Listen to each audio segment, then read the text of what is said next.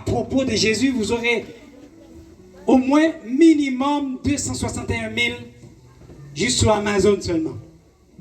475 livres qui parlent de Jésus. Mais qui est Jésus? Je pense que c'est la question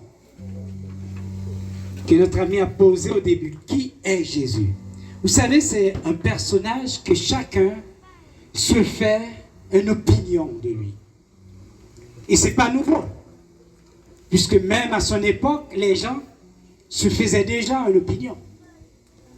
Quand il posait la question, que dit-on que je suis? Certains de ses disciples disent, certains disent que tu es Jean-Baptiste, d'autres disent que tu es Élie ou Jérémie ou l'un des prophètes.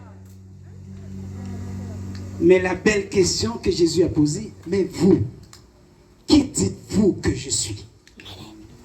Et c'est la réponse la plus valable.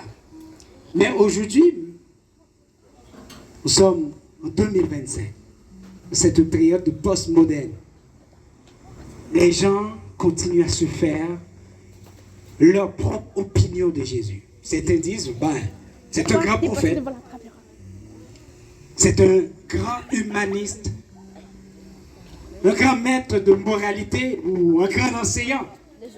Vous savez, c'est pas seulement les enseignements de Jésus qui font de lui un personnage remarquable ou si remarquable. Mais plutôt, malgré ses enseignements étaient assez précis, assez suffisants pour le distinguer, mais c'est plutôt la combinaison entre la personne elle-même et son enseignement. Donc une combinaison qu'on ne saurait séparer, ils sont inséparables. Mais j'aimerais vous inviter à réfléchir un petit peu plus loin avec moi.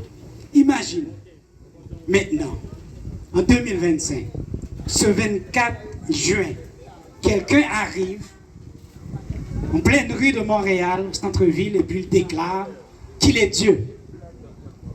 Qu'est-ce qu'on dirait?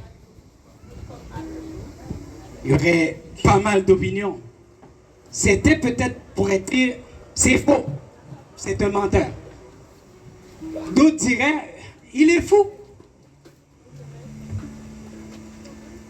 Ou du moins, c'est vrai qu'est-ce qu'il dit. Mais la grande question, c'est qui est-il vraiment? Si je revois les personnes qui pensent qu'il est un menteur, il serait un peu hypocrite de la part de Jésus, lui qui